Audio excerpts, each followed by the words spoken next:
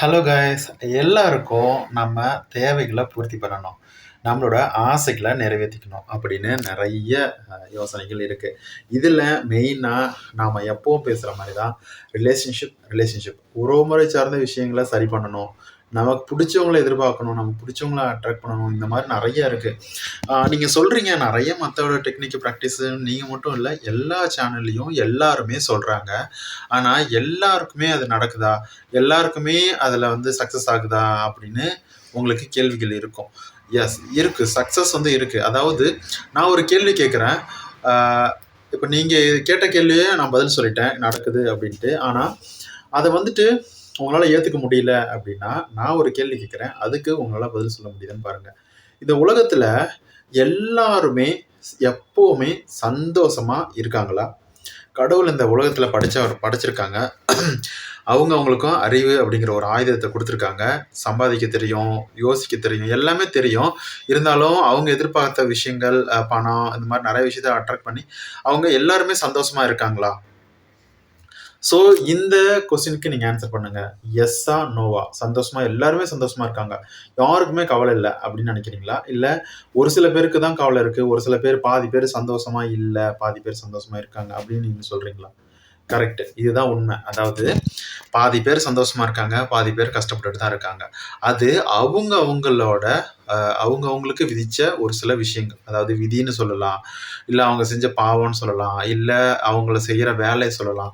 இந்த மாதிரி ஏதாவதுன்னு சொல்லலாம். அவங்களுக்கு என்ன பண்றாங்களோ, அவங்கவங்களுக்கான ஊதியம். அதாவது அவங்கவங்களுக்கான நல்லது பண்ணா நல்லது, கெட்டது பண்ணா கெட்டது. அந்த மாரி நெறைய விஷயங்கள் குடுக்குது. அது மாரி தான் நீங்க பண்ணக்கூடிய மெத்தடு நீங்க சரியா பண்றீங்களா? சரியா பண்ணலையா? அப்படின்னு ஒண்ணு இருக்கு.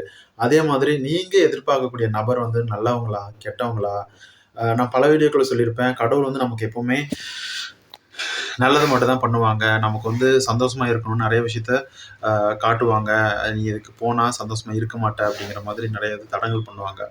ஸோ அந்த மாரி உங்களுக்கு வந்து எப்பவுமே உங்கள புடிச்சிருக்கு கடவுளுக்கு. அது வந்து அதனால தான் உங்களுக்கு நெறைய ஹெல்ப் பண்ணணும்னு நெனைக்கிறாங்க. ஸோ அப்படி இருக்கும் பட்சத்தில நெறைய விஷயங்கள் சக்சஸ் ஆகும், சக்சஸ் ஆகாமயும் போகும். அது அவங்களோட விதின்னு சொல்லலாம், இல்ல கர்மான்னு சொல்லலாம், இல்ல அவங்களோட தலையெழுத்துன்னு சொல்லலாம். ஸோ அவங்களுக்குன்னு ஒரு விஷயம் இருந்து தான் இந்த உலகத்தில படைச்சிருப்பாங்க. கரெக்ட்டா? அது எப்படி வேணாலும் எடுத்துக்கோங்க. நான் ஜென்ரலா சொல்றேன். விதி, தலைவிதி இந்த மாரிலாம். ஆனா அப்படிங்கிறது அத பத்தி நம்ம இருக்கா இல்லையான்லாம் பேச வரல. பட் அவங்களுக்கு செய்யக்கூடிய வேலைகளுக்கு தகுந்த மாரி தான் ரிசல்ட் கிடைக்கும். ஸோ இப்படி வச்சுக்கலாம் ரிசல்ட் அப்படின்னு. சரி. இப்படிலாம் இருக்கும் பட்சத்தில சில பேருக்கு நடக்குது, சில பேருக்கு நடக்கல. ஆனா நான் பார்த்த வரைக்கும் நெறைய பேருக்கு நடக்குது. நெறைய பேருக்கு வந்துட்டு லைஃப்ல கல்யாணம் பண்ணி பிரிஞ்சு போயிருப்பாங்க. அதெல்லாம் வந்து டாக்ஸிக்கான ஒரு ரிலேஷன்ஷிப்ல பிரிஞ்சு போயிருக்காங்க. அத பிரிஞ்சு போகும்போது நெறைய வருத்தப்படுவாங்க, கவலைப்படுவாங்க, அழுவாங்க. என் லைஃப் ஏன் இப்படி ஆச்சு அப்படின்னு. ஆனா அதுக்கப்புறம் அத விட ஒரு பெஸ்ட்டான ஒரு லைஃப் வரும்போது அவங்க ரொம்ப சந்தோஷமா இருப்பாங்க.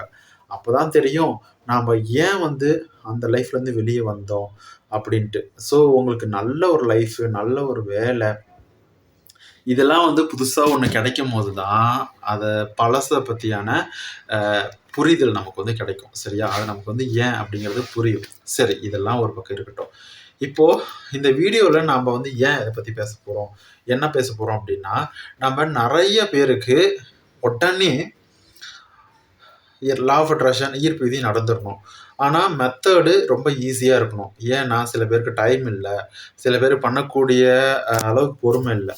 எனக்கு வந்து ஈஸியா எல்லாமே நடந்து முடிஞ்சிரணும். நான் வந்து சீக்கிரமா அந்த விஷயத்த அட்ராக்ட் பண்ணணும். இந்த மாதிரி எதிர்பார்ப்பாங்க. ஸோ அவங்களுக்கு எல்லாத்துக்குமே சில மெத்தட்ஸ்லாம் நம்ம சொல்லியிருக்கோம். இன்னும் டீட்டெயிலா ரொம்ப ஈஸியா, ரொம்ப ஃபாஸ்ட்டா நடக்கக்கூடிய மெத்தட பத்தி நம்ம பேசலாம். அதாவது என்கிட்ட நெறைய பேரு பேசும்போது எல்லாமே என்கிட்ட என்ன சொல்றாங்க அப்டின்னா, எனக்கு வந்து ரொம்ப ஈஸியா மெத்தட் இருக்கணும். ஆனா சீக்கிரமா நடந்துரணும். அந்த மாரி ஏதாவது ஒரு மெத்தட் டெக்னிக் சொல்லுங்க அப்டின்னு சொல்றாங்க. ஸோ அதுக்கு நான் டெஸ்ட் பண்ணி, நான் அனுபவிச்சு, நான் என்னோட அனுபவத்துல எனக்கு நடந்த விஷயத்த வச்சு, நான் என்ன மெத்தட் யூஸ் பண்ணேன் அப்படிங்கிறத உங்களுக்கு ஷேர் பண்றேன். நீங்க அத அப்படியே பண்ணுங்க. சரியா?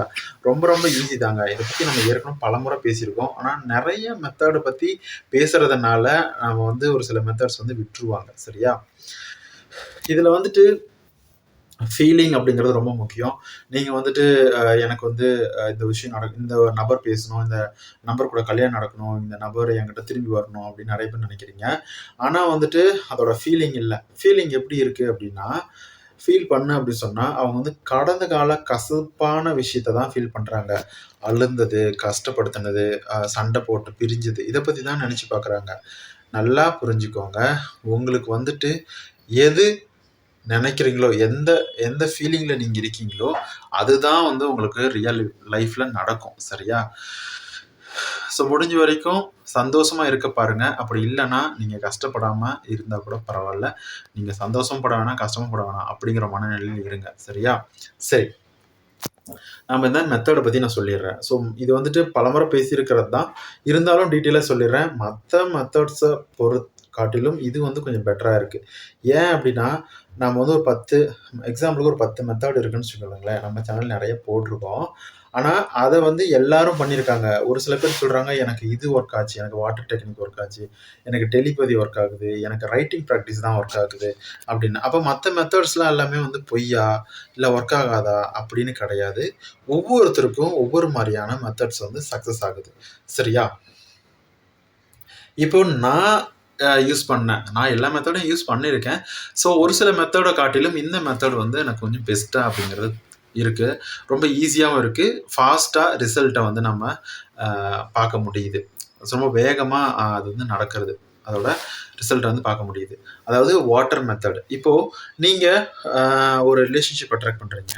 இல்ல வந்து ஒரு வேலைய அட்ராக்ட் பண்றீங்க.